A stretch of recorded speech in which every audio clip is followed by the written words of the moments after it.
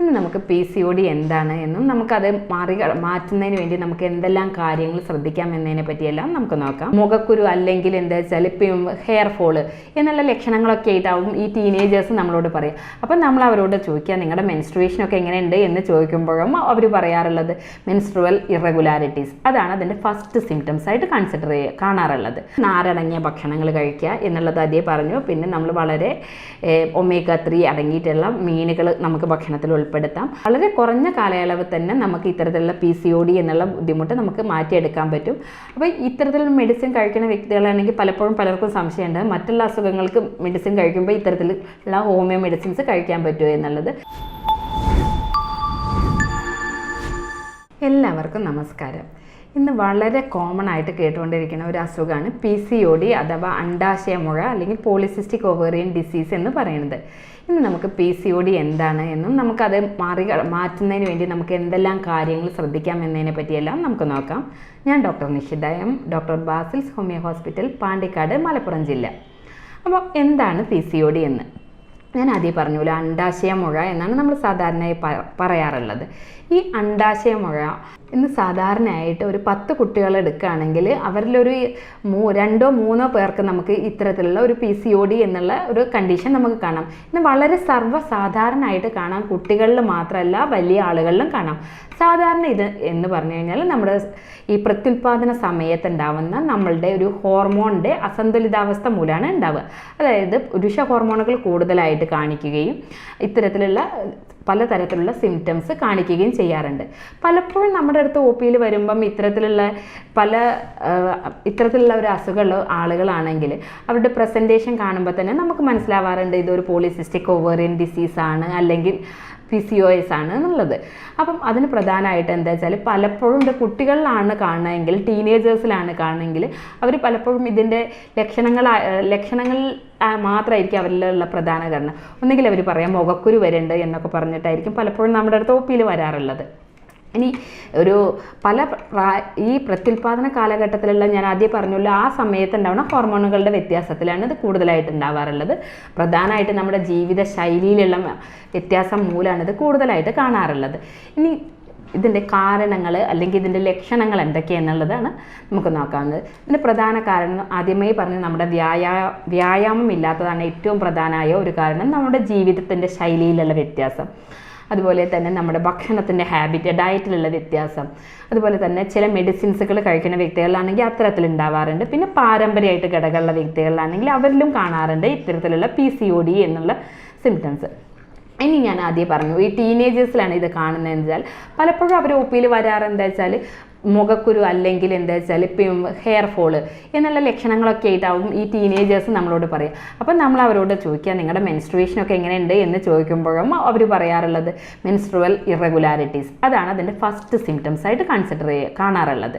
അതായത് ആർത്തവ ചക്രത്തിലുള്ള ക്രമക്കേടുകൾ. ഒന്നുകിൽ നമ്മുടെ ആർത്തവ ചക്രം കൂടുതലായിട്ട് വരിക, അല്ലെങ്കിൽ 35 ദിവസത്തിൽ കൂടുതലായി 35 ദിവസത്തെ ഇടവേളകൾ കൂടുതലായിട്ടുള്ള ആർത്തവ ചക്രം ഉണ്ടാവുക, അല്ലെങ്കിൽ ഈവൻ ഇനി മെൻസസ് ആയാൽ തന്നെ അല്ലെങ്കിൽ ആർത്തവം ഉണ്ടായി കഴിഞ്ഞാൽ ഒന്നുകിൽ അത് നിൽക്കാത്ത അവസ്ഥ, ഒരു പ്രൊലോങ്ഡ് ബ്ലീഡിങ് എന്നുള്ളൊരു അവസ്ഥ, അല്ലെങ്കിൽ ചിലപ്പോൾ സ്പോട്ടിങ് മാതിരി മാത്രമായിട്ട് കാണുന്ന ഒരു അവസ്ഥ. അങ്ങനെ ആർത്തവത്തിൽ ഒരുപാട് വ്യത്യാസങ്ങൾ. ചില സമയങ്ങളിൽ ആർത്തവം 2, 3, 4 മാസത്തേക്ക് ആർത്തവം തന്നെ ഇല്ലാത്തൊരവസ്ഥ. അങ്ങനെ ഒരുപാട് ആർത്തവ ചക്രത്തിലുണ്ടാവുന്ന ക്രമക്കേടുകളാണ് ഫസ്റ്റായിട്ട് കാണിക്കുന്ന ഒരു സിംറ്റംസ്. പിന്നെ മറ്റൊന്നാണ് അമിതമായിട്ട് വണ്ണമുള്ള വയ്ക്കുക, കൂടുതലായിട്ട് വണ്ണം വയ്ക്കുക, പെട്ടെന്ന് തന്നെ കൂടുതലായിട്ട് വെയിറ്റ് ഗെയിൻ കൂടുതലായിട്ട് കാണിക്കുക. മറ്റൊന്നാണ് എന്താ വെച്ചാൽ അലോപീഷ്യ അല്ലെങ്കിൽ ഹെയർ ഫോള്, ഒരു ആൻഡ്രോജനിക് മെയിൽ പാറ്റേണിലുള്ള ഒരു ഹെയർ ഫോൾസ്, കൂടുതലായിട്ട് മുടി കൊഴിഞ്ഞു പോവുക എന്നുള്ളൊരു കണ്ടീഷൻസ് കാണാറുണ്ട്. അതേപോലെ ടീനേജേഴ്സ് പറയുന്ന വേറൊരു കണ്ടീഷൻ മുഖക്കുരു എന്ന്. ടീനേജേഴ്സിൽ പൊതുവേ ഹോർമോണുകളുടെയൊക്കെ വ്യത്യാസം മൂലം മുഖക്കുരു ഉണ്ടാവാറുണ്ട്. പക്ഷേ ഈ PCOS ഉള്ള ഈ വ്യക്തികളിൽ മുഖക്കുരുവിനോടൊപ്പം തന്നെ അവർക്ക് ആർത്തവ ചക്രത്തിലെ ക്രമക്കേടുകളും അതുപോലെ തന്നെ PCODയുടെ മറ്റുള്ള ലക്ഷണങ്ങളും കൂടെ കാണിക്കാറുണ്ട്. അപ്പോൾ ഇത്തരത്തിലുള്ള സിംറ്റംസ് ഒക്കെ ആയിരിക്കും അവർ ആദ്യം പറയാറുണ്ടാവുക. ഇനി എന്താണെന്ന് വെച്ചാൽ ഇത്തരത്തിലുള്ള ഈ PCODയുടെ മറ്റൊരു ലക്ഷണം എന്താണെന്ന് വെച്ചാൽ അവരുടെ കഴുത്തിൻ്റെ ഭാഗത്ത്, അതുപോലെ തന്നെ നമ്മുടെ ഈ കയ്യിൻ്റെ ഈ സൈഡിൽ, മുട്ടിൻ്റെ സൈഡിലൊക്കെ എന്ന് വെച്ചാൽ കൂടുതലായിട്ടുള്ള പിഗ്മെൻറ്റേഷൻസ് വരിക, ഡാർക്ക് കളറുകൾ വരിക. അതുപോലെ തന്നെ നമ്മുടെ മുഖത്ത് അല്ലെങ്കിൽ മീശ മാതിരിയുള്ള ഹെയർ ഗ്രോത്ത്, ഇത്തരത്തിൽ അൺവാണ്ടഡ് ഹെയർ ഗ്രോത്തുകൾ ഉണ്ടാവുക, മെയിൽ പാറ്റേൺ ഓഫ് ഹെയർ ഗ്രോത്തുകൾ, അതൊക്കെ കാണാറുണ്ട് ഈ PCOSൻ്റെ സിംറ്റംസിൽ പ്രധാനമായിട്ട് കാണാറുള്ളത്. ഇനി എന്താ വെച്ചാൽ ഇത്തരത്തിലുള്ള വ്യക്തികളിൽ തൈറോയിഡ് രോഗങ്ങൾ, അതുപോലെ തന്നെ പ്രമേഹം, അതേപോലെ തന്നെ കൊളസ്ട്രോള്, ഹൃദ്രോഗം മുതലായവയൊക്കെ വരാനുള്ള ചാൻസ് കൂടുതലാണ്. അതൊക്കെ നമ്മൾ ആദ്യം തന്നെ മനസ്സിലാക്കിയെടുക്കേണ്ടത് ഒരു പ്രധാനമാണ്. കാരണം അതിനാൽ തന്നെ നമുക്ക് ഇത്തരത്തിലുള്ള ബുദ്ധിമുട്ടുള്ളൊരു വ്യക്തികളാണെങ്കിൽ നമ്മൾ എന്താണ് ആദ്യം തന്നെ ചെയ്യേണ്ടത്, ഇതെങ്ങനെയൊക്കെ നമുക്ക് പ്രിവെൻറ്റ് ചെയ്യാം അല്ലെങ്കിൽ എങ്ങനെയൊക്കെ പ്രതിരോധിക്കാം എന്നതിനെ പറ്റിയിട്ട് നമ്മൾ നോക്കുകയാണ് വേണ്ടത്. ഓക്കെ, PCODയുടെ മറ്റൊരു പ്രധാന ലക്ഷണമാണ് ഞാൻ ആദ്യം പറഞ്ഞത് ടീനേജേഴ്സിനെ പറ്റിയിട്ടാണ്. ഇനി ഒരു 25 വയസ്സ് മുതൽ ഒരു 30 വയസ്സുള്ള ഒരു സ്ത്രീകളാണെങ്കിൽ അവർ ഇത്തരത്തിൽ നമ്മളടുത്ത് കൺസൾട്ടേഷൻ വരുമ്പോൾ മാരേജ് ഒക്കെ കഴിഞ്ഞിട്ട് കുട്ടികളാവുന്നില്ല എന്ന് പറഞ്ഞിട്ട്, അപ്പോൾ ഈ PCODയുടെ മറ്റൊരു കോംപ്ലിക്കേഷനാണ് എന്താ വെച്ചാൽ ഇൻഫെർട്ടിലിറ്റി എന്നുള്ളൊരു കണ്ടീഷനിലെത്താം. അതുപോലെ തന്നെ കുറച്ചും കൂടി ഏജ് ആവണ ഒരു വ്യക്തികളിലാണെങ്കിൽ അവർക്ക് ഇതുപോലെ തന്നെ മെറ്റബോളിക് ഡിസീസസ് ആയ മറ്റുള്ള അസുഖങ്ങളിലേക്ക് കൂടുതലായിട്ട് കാണാം. ഈ PCOS മൂലം മറ്റുള്ള മെറ്റബോളിക് ഡിസീസ്, ഹൈപ്പർ ടെൻഷൻ, അതുപോലെ തന്നെ പ്രമേഹം എന്നുള്ള അസുഖങ്ങളൊക്കെ അവർക്ക് കൂടുതലായിട്ട് കാണാറുണ്ട്. ഇനി നമുക്ക് എന്താ വെച്ചാൽ PCODയെ എങ്ങനെ മറികടക്കാം, അല്ലെങ്കിൽ എന്തൊക്കെ ജീവിത ശൈലിയിൽ നമുക്ക് എങ്ങനെയൊക്കെ മാറ്റം വരുത്തിയിട്ട് നമുക്കതിനെ മറികടക്കാം എന്നത് നമുക്ക് നോക്കാം. അതിൽ പ്രധാനമായിട്ട് എന്താ വെച്ചാൽ കൃത്യമായിട്ടുള്ള വ്യായാമം ചെയ്യുക എന്നുള്ളതാണ്. നമ്മൾ റെഗുലറായിട്ടുള്ള നമ്മുടെ വ്യായാമം ഒരു മണിക്കൂർ അല്ലെങ്കിൽ ഒരു 1.5 മണിക്കൂറൊക്കെ നമ്മൾ റെഗുലർലി വ്യായാമം ചെയ്യുക എന്നുള്ളതാണ്. അത് ഈ പറഞ്ഞ പോലെ ഈ പൊണ്ണത്തടി ഉണ്ടാവാറുണ്ട് ഈ PCOD ഉള്ള പേഷ്യൻസിൽ, വെയിറ്റ് ഗെയിൻ ഉണ്ടാവാറുണ്ട്. അപ്പോൾ ആദ്യമൊന്നും അവരിൽ ഇത്തരത്തിലുള്ള എക്സസൈസുകൾ ചെയ്താലും അവർക്ക് എന്താ വെച്ചാൽ വെയിറ്റ് റിഡക്ഷൻ കാണാറില്ല. PCOD ഉള്ള വ്യക്തികളാണെങ്കിൽ അപ്പോൾ ഇത്തരത്തിൽ 2-3 മാസമൊക്കെ റെഗുലർലി എക്സസൈസ് ചെയ്യുകയാണെങ്കിൽ അവർക്ക് വെയിറ്റ് ലോസ് ഉണ്ടാവാൻ സാധ്യമാവും. അതേപോലെ തന്നെ എന്താ വെച്ചാൽ നമ്മൾ ധാരാളം വെള്ളം കുടിക്കുക എന്നുള്ളത് ഒരു പ്രധാന ഘടകമാണ്. മറ്റൊന്നാണ് നമ്മുടെ ഡയറ്റിൽ നമ്മൾ നന്നായിട്ട് ശ്രദ്ധിക്കുക. അതിനകത്ത് തന്നെ നമ്മൾ കാർബോഹൈഡ്രേറ്റ്സ് അടങ്ങിയ ഭക്ഷണ പദാർത്ഥങ്ങൾ ഒഴിവാക്കുക, മധുര പലഹാരങ്ങൾ ഒഴിവാക്കുക, ജങ്ക് ഫുഡുകൾ ഒഴിവാക്കുക, പിസ്സ, ബർഗർ മാതിരിയുള്ള നമ്മുടെ ഭക്ഷണങ്ങളൊക്കെ നമ്മുടെ ഭക്ഷണത്തിൽ നിന്ന് ഒഴിവാക്കുക, നാരുകൾ കൂടുതൽ അടങ്ങിയ ഭക്ഷണങ്ങൾ ഉൾപ്പെടുത്തുക, മധുര പലഹാരങ്ങളിൽ തന്നെ നമ്മുടെ ബേക്കറീസ് ഐറ്റംസ് ഒക്കെ ഒഴിവാക്കുക എന്നുള്ളത് പ്രധാനമാണ്. അതുപോലെ സിന്തറ്റിക് കളർ ഫുഡുകൾ, സിന്തറ്റിക് ഫുഡുകൾ, സിന്തറ്റിക് ഡ്രിങ്ക്സുകൾ, ഇതൊക്കെ നമ്മൾ ഒഴിവാക്കുന്നതൊക്കെ ഈ PCOSൻ്റെ നമ്മുടെ കുറയ്ക്കാൻ വേണ്ടി സഹായിക്കും. പിന്നെ ഡയറ്റിൽ പ്രധാനമായിട്ട് നമുക്ക് ചെയ്യുന്നതെന്ന് വെച്ചാൽ നമ്മൾ നാരുകൾ അടങ്ങിയ ഭക്ഷണങ്ങൾ കൂടുതലായിട്ട് ഉൾപ്പെടുത്തുക എന്നുള്ളതൊരു പ്രധാനമാണ്. ഇനി നമുക്ക് PCOD മാറ്റുന്നതിന് വേണ്ടിയിട്ട് നമ്മൾ എന്തെല്ലാം കാര്യങ്ങൾ ശ്രദ്ധിക്കുക എന്ന് ആദ്യം പറഞ്ഞല്ലോ. ആദ്യം പറഞ്ഞല്ലോ എന്താ വ്യായാമം ശീലമാക്കുക എന്നുള്ളത്. അതുപോലെ തന്നെ നമ്മളെ ഡയറ്റ് നന്നായിട്ട് ശ്രദ്ധിക്കുക. നമ്മൾ പ്രോട്ടീൻ അടങ്ങിയിട്ടുള്ള കൂടുതൽ പ്രോസസ്ഡ് ആയിട്ടുള്ള ഭക്ഷണങ്ങൾ, പ്രോട്ടീൻസ് അടങ്ങിയിട്ടുള്ള മാംസാഹാരങ്ങൾ അത്തരത്തിലുള്ളതൊക്കെ കഴിയുന്നത് ഒഴിവാക്കുക. റെഡ് മീറ്റുകൾ അതൊക്കെ ഭക്ഷണത്തിൽ നിന്ന് ഒഴിവാക്കാൻ വേണ്ടി ശ്രദ്ധിക്കുക എന്നുള്ളത്. പിന്നെ ഞാൻ ആദ്യം പറഞ്ഞു എന്താ വെച്ചാൽ സിന്തറ്റിക് ഡ്രിങ്ക്സ്, നമ്മുടെ പഞ്ചസാര, ഇതൊക്കെ ഭക്ഷണത്തിൽ നിന്ന് നന്നായിട്ട് ഒഴിവാക്കുക. കാർബോഹൈഡ്രേറ്റ്സ് അടങ്ങിയ ഭക്ഷണങ്ങൾ ഒഴിവാക്കാൻ ശ്രദ്ധിക്കുക. ദിവസവും ഒരു 1 അവർ അല്ലെങ്കിൽ 1 മണിക്കൂറെങ്കിലും റെഗുലർലി എക്സസൈസ് ചെയ്യുക. അതായത് നമ്മൾ നന്നായിട്ട് വിയർക്കുന്ന രീതിയിൽ എക്സസൈസ് ചെയ്യുക എന്നുള്ളത് നല്ലോണം ശ്രദ്ധിക്കേണ്ടതാണ്. അതേപോലെ തന്നെയാണ് ഒരു പ്രധാന കാര്യമാണ് എന്താ വെച്ചാൽ നമ്മളിനി എന്തൊക്കെ കഴിക്കണം എന്നുള്ളത് ഒരു പ്രധാന ഘടകമാണ്. ഇതിനകത്ത് നമ്മൾ ധാരാളം വെള്ളം കുടിക്കുക. അതുപോലെ തന്നെ നമ്മൾ സ്ട്രെസ്സുകളൊക്കെ ഒഴിവാക്കുന്നതിന് വേണ്ടിയിട്ട് കൃത്യമായ നടത്തം, അതുപോലെ യോഗ എന്നിവ പ്രാക്ടീസ് ചെയ്യുക. കൃത്യമായ ഉറക്കം കിട്ടുന്നുണ്ട് എന്നുള്ളത് നമ്മൾ ശ്രദ്ധിക്കുക. ഇത്തരത്തിൽ ഈ PCOD ഉള്ള ആളുകളിൽ മറ്റൊരു ഇതാണെന്ന് വെച്ചാൽ മാനസികമായ സംഘർഷമുണ്ടാവും. കാരണം അവരുടെ ഈ രൂപത്തിലുണ്ടാവുന്ന ഈ അമിതമായ വണ്ണം, മുഖക്കുരു, അതുപോലെ ഹെയർ ഫോള്, അവർക്ക് ആകെ അത്തരത്തിലുള്ള ഒരു മാനസികമായ ടെൻഷൻസൊക്കെ ഉണ്ടാവാറുണ്ട്. അപ്പോൾ അതൊക്കെ കുറയ്ക്കുന്നതിന് വേണ്ടി നമുക്ക് ഈ യോഗ മാതിരിയുള്ളതൊക്കെ നമ്മളെ വളരെയധികം റിലാക്സിങ് മെത്തേഡിലേക്ക് നമ്മളെ സഹായിക്കുന്നതാണ്. വളരെ കൃത്യമായ രീതിയിൽ നമ്മുടെ ഭക്ഷണ രീതിയിലുള്ള മാറ്റങ്ങൾ ശ്രദ്ധിക്കുക. അതുപോലെ വ്യായാമം ചെയ്യുക.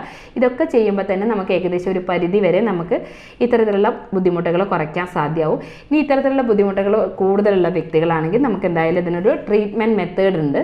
എന്ന് വെച്ചാൽ നമ്മൾ ട്രീറ്റ്മെൻറ്റ് അതിന് കൃത്യമായിട്ടുള്ള ഒരു ഡോക്ടറുടെ സഹായത്താൽ കൂടി മെഡിസിൻസ് എടുക്കുക.